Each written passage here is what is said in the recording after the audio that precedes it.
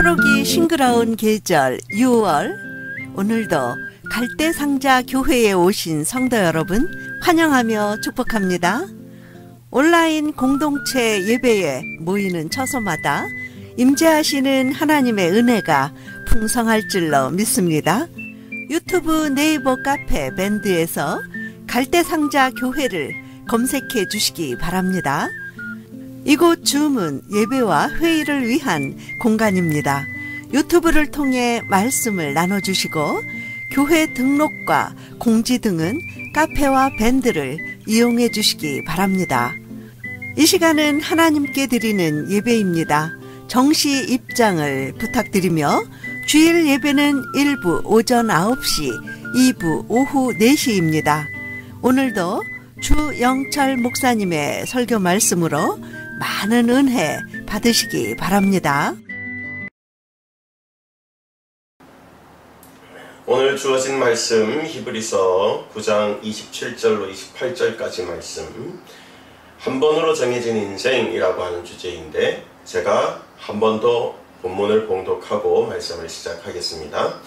한 번 죽는 것은 사람에게 정해진 것이요 그 후에는 심판이 있으리니 이와 같이 그리스도도 많은 사람의 죄를 담당하시려고 단번에 대신 받으셨고 구원에 이르게 하기 위하여 죄와 상관없이 자기를 바라는 자들에게 두 번째 나타나시리라. 아멘. 다른 말로 주제를 정해본다면 시한부적인 인생이라고 하는 주제가 될 것 같습니다. 저는 거리에서 흔히 발견되는 편의점, 그 상호들 중에서 유독 눈에 띄게 늘 이렇게 의식이 가는 제목이 하나 있어요. 그게 GS25C이라고 하는 편의점이거든요. 이 상호 간판을 볼 때마다 드는 생각이 있습니다. 하루는 24시간인데 하는 것부터 시작이 이제 이어지게 되지요. 여러분, 하루는 25시간입니다.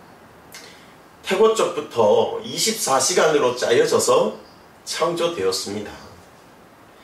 마찬가지죠. 우리 주어진 인생도 끝없이 사는 사람은 아무도 없습니다. 한 번 죽는 건 오늘 본문에서 말하는 것처럼 법칙입니다. 1년 혹은 30년, 좀 더 길게 살면 누구는 70년, 그렇게 사는 시간의 차이일 뿐이지 인생이 동일하게 한 번이라고 하는 것으로 주어진 것은 마찬가지다라는 겁니다.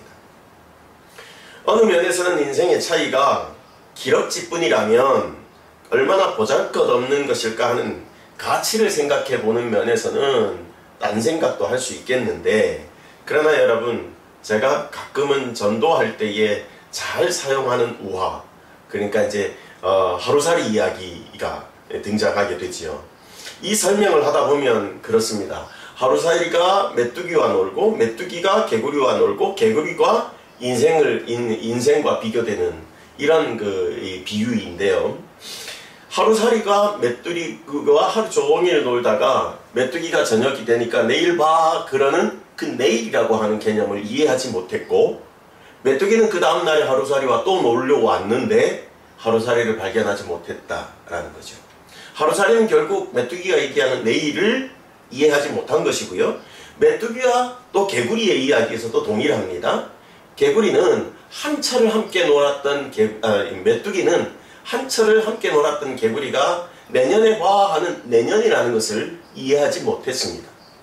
그 다음 해에 개구리가 놀았던 그 메뚜기를 다시 찾았어도 그 메뚜기는 자기가 이해하지 못했던 그 세상을 개구리와 같이 누리지도 못하는 입장이었다라는 겁니다.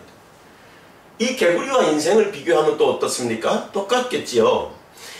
인생이, 우리의 사는 인생이 짐승들 혹은 미물과 다르게 우리는 내세라고 하는 하나님의 나라가 준비되어 있는데, 다음 생애에서 봐 라고 인생이 말하면 개구리가 그것을 이해하겠느냐라는 거죠.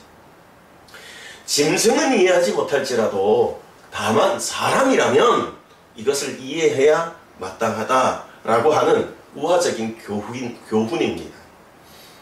여러분, 똑같은 사람인데도 인생이 다음 생애가 하나님의 나라가 준비되어 있다는 것을 믿는 사람과 이것을 믿지 못하는 사람이 있습니다. 믿는 사람은 믿음대로 하나님의 나라에 들어갈 것이요, 믿지 못하는 사람은 그 믿지 못함으로 인하여 하나님의 나라에 들어갈 자격을 얻지 못한다라는 거예요. 그리하여 메뚜기에게서 하루살이가 그랬듯이, 개구리에게서 메뚜기가 그랬듯이, 여러분 인생에게 들어서 인생에게서 결론이 날지라도 여러분 다음 생에 바로 준비된 하나님의 나라를 이해하지 못하고 받아들이지 못하고 믿지 못했던 사람은 그 역시도 그것을 누리지 못하더라라는 이야기입니다. 여러분 어울리기는 함께 어울려요. 잠깐 동안은. 하루살이는 하루 동안은 메뚜기와 어울릴 수 있었고요, 메뚜기도 한철은 개구리와 어울릴 수 있었습니다. 인생도 동일하게 내가 믿지 않아 라고 말할지라도 다른 믿는 사람들과 똑같이 어울릴 수는 있습니다. 그러나 그 다음은 함께 할 수 없는 무가치 내지는 어리석음, 이것으로 우리가 교훈 맺을 수밖에 없는 그런 입장이 되더라는 거죠. 참 중요한 이야기입니다. 여러분 현대는 끊임없이 교통사고와 같은 각종 사건과 사고가 이어집니다. 암이나 중대 질병 등으로 말미암아 사망, 그렇게 죽음이 집안 문턱까지 다가온 듯한, 뿐만 아니겠어요? 코로나와 같은 무서운 전염병들도 있습니다. 그래서 우리에게는 늘 어느 때나 한 발, 한 행위, 이런 것을 통하여서 늘 죽음이 코앞에 와 있다, 이런 걸 느끼게 됩니다. 이 죽음은요 젊은이를 가리지 않습니다. 늙은이를 가리지 않습니다. 존경하고 사랑하는 부모님을 금지옥엽 길러낸 3대 독자를 결혼한 지 1년도 안 됐다라고 하는 남편과 아내를 대통령도 미임도 군사령관도 올림픽 금메달리스트도 그 누구 하나도 예외일 수 없는 겁니다. 여러분 정의를 좀 해볼까요? 이런 면에서 순서가 없어요. 여러분 인간이 개수할 때는 자기 차례는 아직 멀었을 것이라고, 나는 건강하니까, 나는 나이가 젊으니까, 나는 아직 할 일이 많으니까 하는 제목 등으로 어리석게 계산하겠지만 사실은 이 어리석은 계산 때문에 사전 준비를 하나도 하지 못하고 방심하고 있다가 호련히 당할 수밖에 없는 것이 바로 죽음이라는 겁니다. 그래서 거기는 순서가 없는 거예요. 여러분 여기에는 보상도 없고 보장도 없습니다.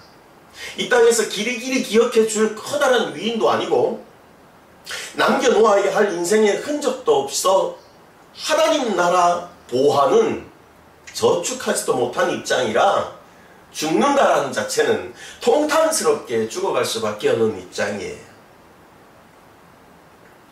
그래서 예로부터 인생을 노래할 때에 인생 무상이다 이렇게 노래했습니다. 인간은 나그네고 행인이다 라고 단정 지을 수밖에 없었습니다. 여러분 베드로전서 2장 11절에 이렇게 기록하지요. 사랑하는 자들아 거류민과 나그네 같은 너희를 권하노니 라고 말해요. 그러면서 뭐라고 말하냐면 영혼을 거슬러 싸우는 육체의 정욕을 제어하라 이렇게 가르쳐주고 있습니다. 거류민과 나그네 같은 너희를 권하며 이렇게 말해주는 겁니다. 그러므로 오늘 우리가 좀 집중하고 받을 교훈을 좀 정리해 봤으면 좋겠습니다. 짧지만 우리 한번 나눠보겠습니다. 제일 먼저는요, 대비하는 지혜가 있으면 좋겠습니다. 정말 준비가 있어야 하는 것이 이 준비입니다. 혹시 모를 미래의 어려움을 극복하고자 여러분 우리의 현대생활에서도 보험이라는 것을 들잖아요. 그렇다고 신앙, 믿음을 보험처럼 들라고 말씀드리는 건 아니에요. 보험보다 더 확실하고 더 확고한 보상과 보장이 있는 겁니다. 다가오는 입학과 취업 등을 위해서 시험을 준비하는 그 수험생들과 같은 마음으로 당연히 있을 것이니까 당연히 준비해야 된다라고 여러분들이 지혜를 갖는 그 대비의 은혜가 있기를 바랍니다. 생각해 보십시오. 떠들썩하니 시끌벅적하던 시장도 저녁이 되면 여러분 사람도 물건도 그 복잡하던 것들이 다 모습을 감춥니다. 그리고 어떻게 돼요? 그 시끌벅적하던 장소는 무서울 만큼의 정적만 남아있는, 그러니까 인생은 이 장터놀이에도 비교될 수 있겠다, 이렇게 말씀드릴 수 있습니다. 다만 주께서 부르시면 야 올라와 라고 호출하시면 미련 없이 제자리에 모든 것들 그대로 놓고 가야 하는 것이 인생의 입장이에요. 누가 알겠습니까? 죽음의 차례만큼은 아무도 모르는데 누가 알겠어요? 며느리도 모르죠. 그렇기 때문에 우리는 대비해야 된다는 거예요. 예수 믿는 믿음 안에서 죽어야 한다는 거죠. 이 아름답고 복된 죽음을 위해서 우리는 대비하며 살아야 한다는 이야기입니다. 예수 밖에서 살다가, 믿음 밖에서 살다가 영도 죽고 육도 죽는 영원한 그런 어리석은 죽음이 되어서는 안 되겠다, 이러한 교훈을 우리가 받을 수 있습니다. 뿐만 아닙니다. 두 번째 교훈은요, 깨어 있어야 된다. 왜요? 대비하기 위해서는 깨어 있을 수밖에 없어요. 깨어 있어야 앞에서 말한 첫 번째 교훈, 대비할 수 있는 거지요. 성경에 비유된 좋은 이야기가, 여러분, 어리석은 부자가 있어요. 다 갖추었어요. 다 노력해서 누구나 존경할 만하고 누군가가 인정할 만한 그러한 입장이 되었는데 하나 해결하지 못한 게 있어요. 그래서 예수님께서 지나가실 때에 예수님께 그 발목을 붙들고라도 질문을 합니다. 어떻게 하여야 내가 영생을 얻을 수 있겠습니까? 라고. 이 땅의 것들은 다 가졌고 누렸고 다 이룬 것 같으나 이것만은 해결하지 못했던 이 부자는 간절한 구도자의 자세를 잘 갖추었음에도 불구하고 결국 그는 재물을 버릴 수가 없어서 하나님을 결국 버려버린 어리석기 짝이 없는 최후를 맞이한 부자, 그를 일컬어 어리석은 부자라고 성경이 말합니다.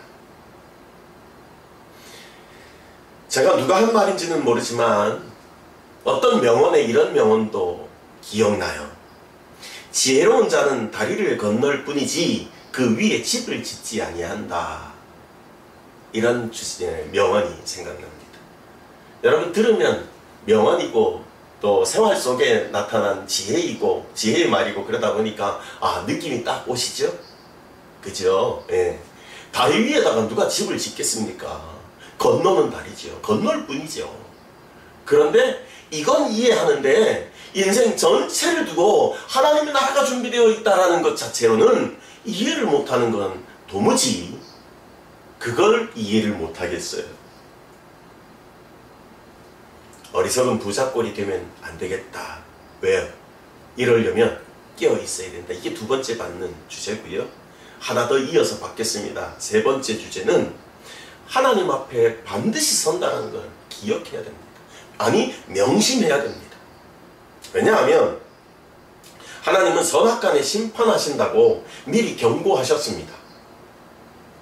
나그네 세월 기간에 세상 집이 한번 비교해 보십시오. 그 집이 좋을지, 천국 고향집, 원래 하나님과 함께 있다가 보내심을 받아 이 땅에 사는데 이걸 이해 못하는 사람은 또 안 받아들이겠지만, 여러분 그 원래 가야 하는 천국 고향집이 좋은지, 저희 집은 천국집보다는 좀 못한 것 같아서 천국집이 더 좋게 받아들여집니다만은, 천국집이 안 가봤지만 대략 이 땅에 이 부요함을 가지고 이렇게 비교해서 정리한다면 우리보다 훨씬 좋은 집, 정말 삐까번쩍한 집에 사는 사람들은 천국보다 이 집이 더 좋을 거야 라고 믿어서 그런지 이쪽 집을 더 좋아한다는 거죠. 여러분, 우리 신앙에서 생각하면서 이 땅에 사는 나그네 세월 동안의 집이 좋아야 될 것입니까? 아니면 정말 영원히 살 천국집이 더 좋아야 할 겁니까? 우리 마음에. 한번 이렇게 조금 바꿔서 생각해 볼까요? 여행 중에 경험했던 최고급 호텔이 있어요. 유럽풍의 아주 고급 호텔이에요. 7성급 호텔이라고 쳐요. 거기를 여러분들이 가서 하룻밤 유숙했어요. 그런데 그 집이 좋을까요? 다시 돌아와서 살아야 하는 오늘 우리 집이 더 좋을까요? 잠깐은 그 집이 좋을 수 있어요. 그죠? 누구나 그렇잖아요. 여행 가서 즐기는 하룻밤에 나름대로 만끽해 볼 수 있는 재미, 즐거움, 행복, 그럴 수 있는데 진짜 더 좋은 거, 진정 더 좋은 건 뭐여야 되느냐? 현재 내가 살고 있는, 돌아가 살아야 하는 그것이 더 좋아야죠. 그것이 더 사모되어야 되지요. 그게 여러분 정상입니다. 여러분 이 땅의 부자도 여러분 되시길 바라지만 이 땅의 부자보다 앞서 여러분들이 더 깊이 더 볼모하게 생각해 그 중심에 있었으면 하고 바라는 마음은요, 여러분들이 천국 부자가 되면 좋겠습니다. 여러분 공수의 공수거라고 그랬습니다. 빈손으로 왔다 빈손으로 간다. 죽는 날에는요 맨손으로 가는 거예요. 빈손으로 가는 거지요. 여기서 얼마를 가지고 있는가, 얼마만큼 소유했었는가, 그건 하나님 나라에는 아무 소용 없습니다.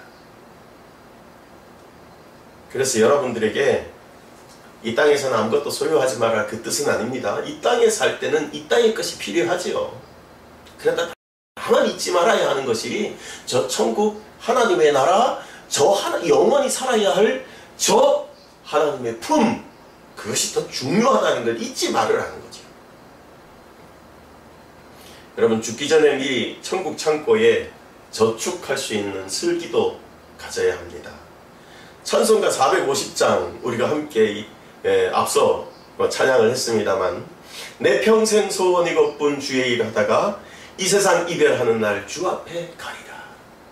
여러분 주님 앞에 설 때 우리가 부끄러움이 없어야 돼요. 그지요? 하나님, 그래도 최소한 내가 남들보다는 더 잘하지는 못한 것 같고 더 잘나지도 못한 것 같지만, 그러나 주어진 이 인생 가운데 제가 최선을 다했습니다.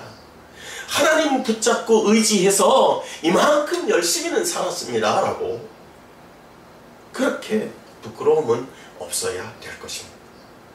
주가 주시는 비교 불가의, 나에게만 주시는 그 면류관 받을 수 있도록 살아야 될 줄 믿습니다. 자, 결론을 내리고 마무리를 지어야 될 것 같은데 제 경험담으로 마무리를 하기를 바랍니다.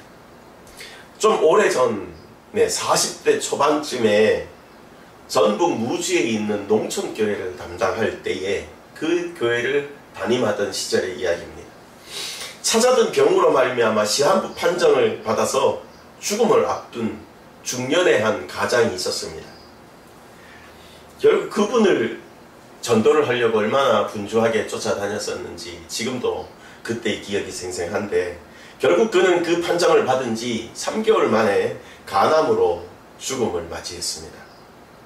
여러분 온 동네가 거의 대부분이 믿음의 사람들이었기 때문에 그 가장을 비롯해서 그 집 가족들을 전도하기 위해서 믿음으로 살으라고, 믿음으로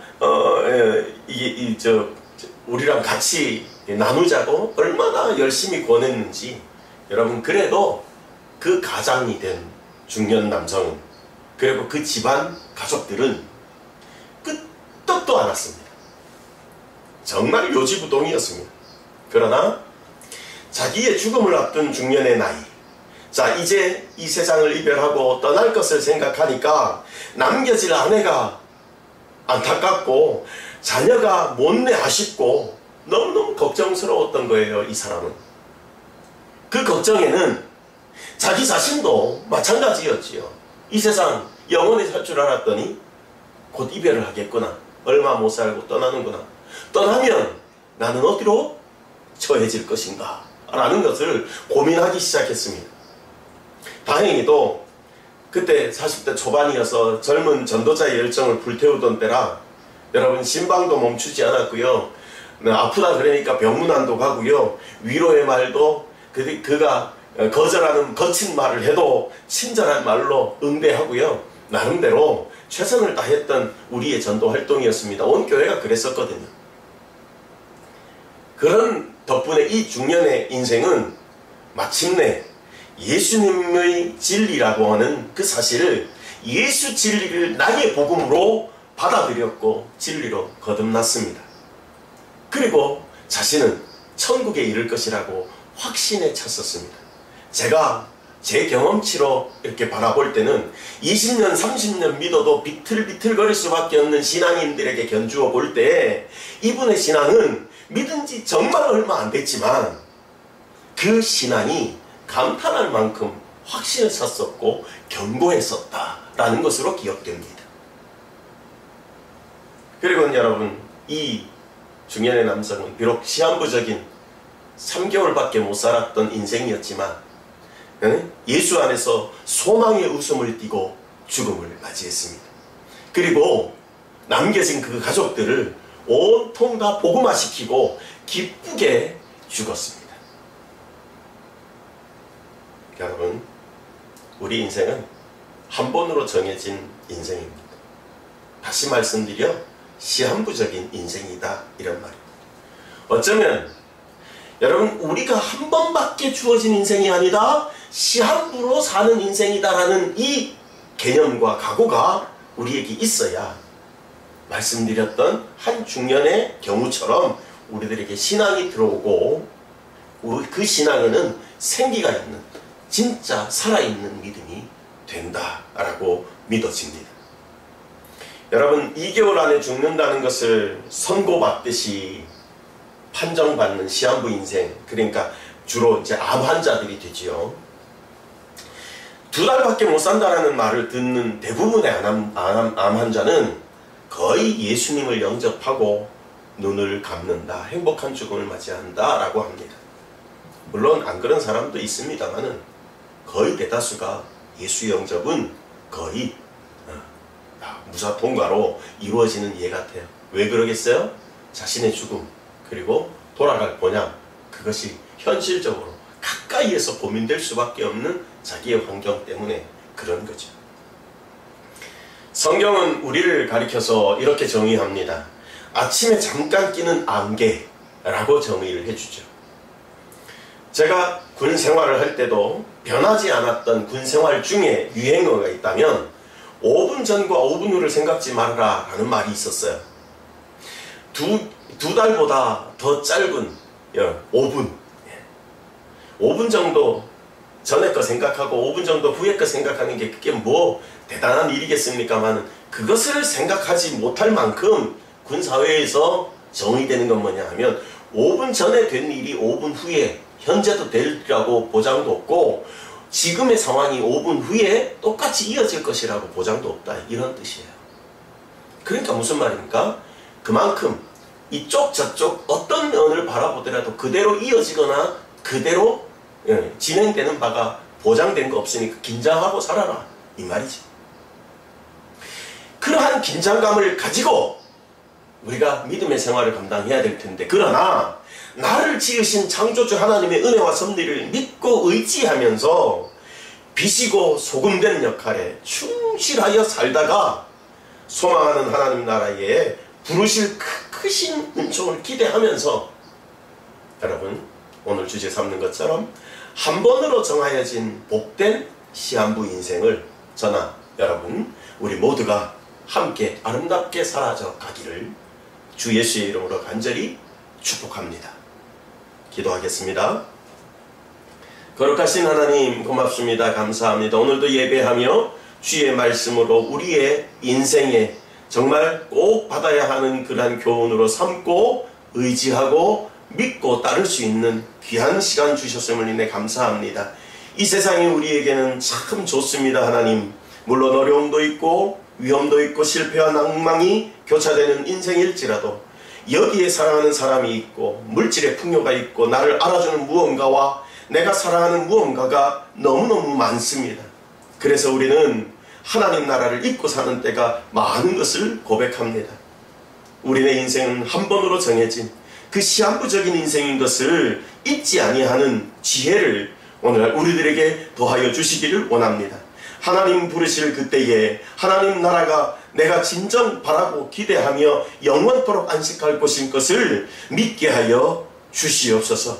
우리가 찬송하는 것처럼 어두운 밤 시래기니 내 직분 지켜서 일할 때 일하면서 놀지 말아라 라고 하는 가사처럼 성실하여 보내신 뜻을 이루며 돌아갈 본향을 소망하며 아름답고 복되게 주어진 인생을 사는 우리 모두가 되게 하여 주시옵소서. 우리 주님 통행하여 주실 줄 믿사옵고 감사드릴 때 모든 말씀을 그리스도 예수님의 이름으로 기도하옵나이다. 아멘. 아멘.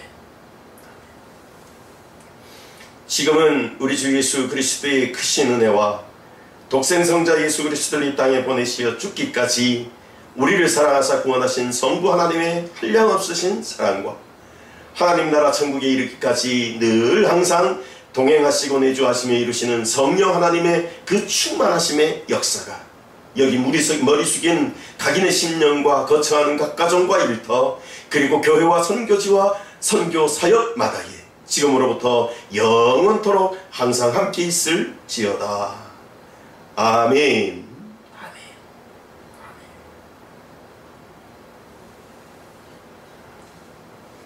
감사합니다. 예배 잘 마쳤습니다. 다음 주에 또 기쁘게 뵙겠습니다. 샬롬.